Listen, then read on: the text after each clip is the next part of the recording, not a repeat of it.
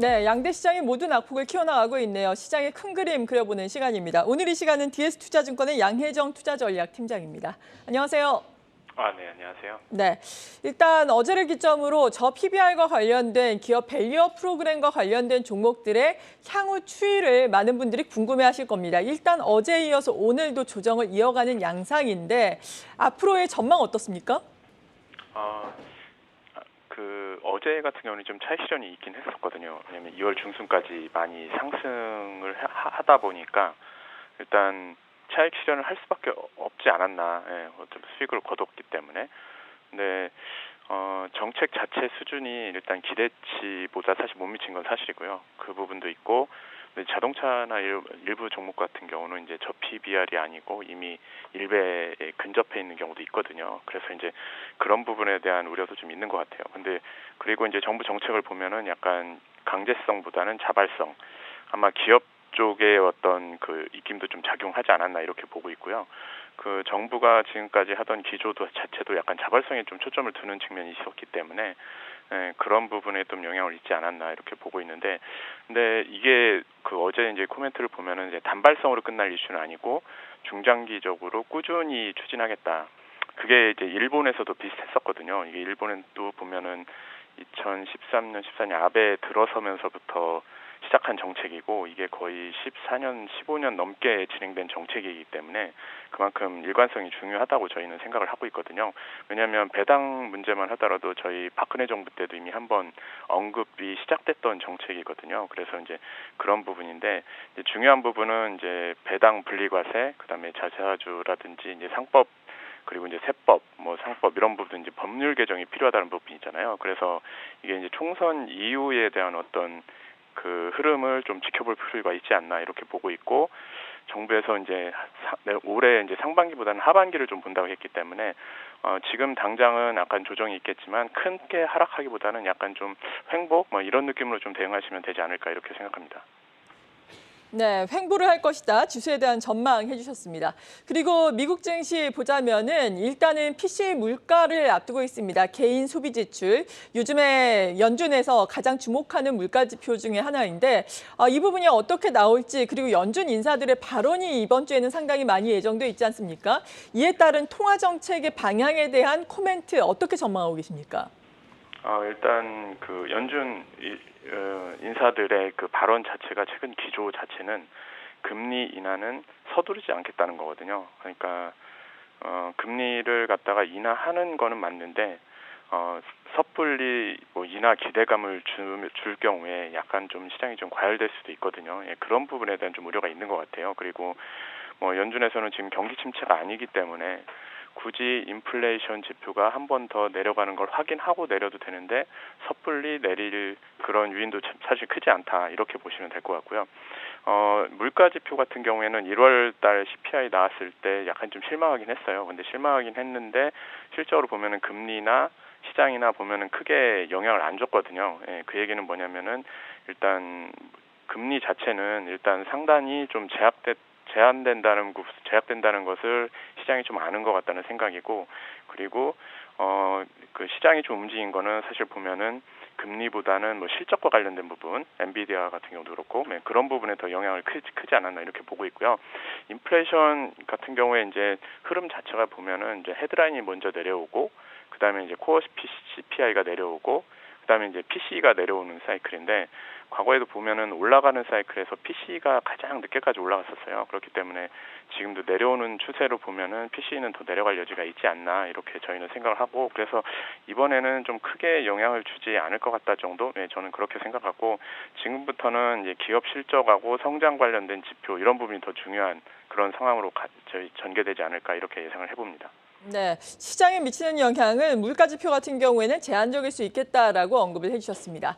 그리고 앞서서도 저희가 주제로 알아봤는데 모바일 월드 콩그레스 MWC가 지금 스페인에서 열리고 있습니다. AI가 회두가 된 가운데 관련된 종목들이 오늘은 우리 시장 하락에 따라서 좀 조정을 받고 있는데, 조정을 AI 관련된 종목의 매수의 기회로 가져갈 수 있을까요? 저희는 이제 계속 이제 긍정적으로 보는 부분은 AI 랠리가 사실 뭐 단기간에 끝날 이슈는 아니거든요. 이제 과거 이제 닷컴 버블 때하고도 비교해 보면은 그때 그 시장이 좀 과열로 간 그 버블로 갔던 계기가 사실은 96년도 이제 약간 보험성 금리 인하가 진행되면서 전 좀 약간 시장이 과열로 갔었거든요. 그리고 그 당시에도 보면은 기업 이익이라는 측면에서 보면은 IT 그 닷컴 관련된 기업들 자체가 이익이 그렇게 잘 나오지 않았었어요. 근데 이제 최근에 보면은 최근 상승한 그 IT 기업들 보면 AI 관련된 기업들 보면 실적이 그렇게 나쁘지가 않거든요. 예, 그렇기 때문에 지금은 봐야 되는 부분이 AI와 관련된 어떤 생산성 향상 뭐 이런 부분이 기업 이익에 어떻게 연결되느냐, 예, 이런 부분을 좀 주목해서 봐야 될 것 같다는 생각인데, 그 당시하고 비교해 보면은 과열로 가고 그 다음에 좀 시장이 좀 약간 너무 과하다 싶을 때 금리를 올렸었거든요. 예, 그게 사실은 약간 시장의 과열을 꺾어주는 그런 역할을 했었기 때문에 지금은 그런 신호보다는 약간 금리 인하 신호가 더 많기 때문에 AI와 관련된 부분은 기업 실적 플러스 향후에 이제 금리 인하 기대감 이런 부분 거기에 플러스 이제 생산성 향상 이런 것과 같이 맞물리기 때문에 좀 중장기적으로 봐도 되지 않을까 이렇게 예상을 해봅니다. 네. 그리고 오늘 특징적인 종목이 그다지 많지 않은 시장에서 눈에 띄는 종목이 한화 에어로스페이스가 되겠습니다. 실적과 더불어서 여러 가지 호재성 소식도 나오면서 52주 최고가 경신을 하고 있습니다. 방산주 같은 경우에는 지난주에 이 수은법이 국회 소위를 통과하면서 더욱더 기대감을 키우기도 했는데 29일 본회의도 무난하게 통과될 것으로 지금 예상되고 있는 거죠? 네네. 이게 이제 정치적으로 이제 논란이 좀 크지 않은 부분이기 때문에 예, 이 부분은 좀 통과 가능성이 높지 않나 이렇게 보고 있고, 방산 같은 경우가 22년 이제 우크라이나 전쟁 이후부터 계속 성장을 하기 시작했거든요. 근데 이제 그 당시에는 사실 시장이 좀 불안하다 보니까 금리가 올라오고 그러다 보니까 당장 크게 관심을 받지 못했었어요. 그런데 이제 작년서부터 기업 이익이 나오고 그 다음에 유럽 같은 경우가 당장 지금 우크라이나에 지원한 그 무기고를 좀 채워야 되는 부분, 그리고 향후에 러시아의 어떤 침략 가능성 이런 부분에 대한 어떤 대비 이런 부분 때문에 사실 향후 한 10년 내에 일단 방위 산업을 좀 더 키워야 되는데 사실 이제 나토에 의존해 가지고 뭔가 그동안 계속 이제 방위를 맡기다 보니까 생산 능력이 올라오지를 키우기까지 잠깐 시간이 필요한 것 같아요. 그 공백이 아마 한국처럼 방위 산업을 꾸준하게 유지했던 그런 국가들에게 좀 수혜가 가는 게 아닌가. 예. 그래서 이 그 국방과 관련된 부분은 이게 이제 최근에 보면은 전 세계적으로 국방과 관련된 예산도 크게 늘고 있어가지고 예, 계속 봐도 되지 않을까 저희는 그렇게 예상을 하고 있습니다. 네. 네.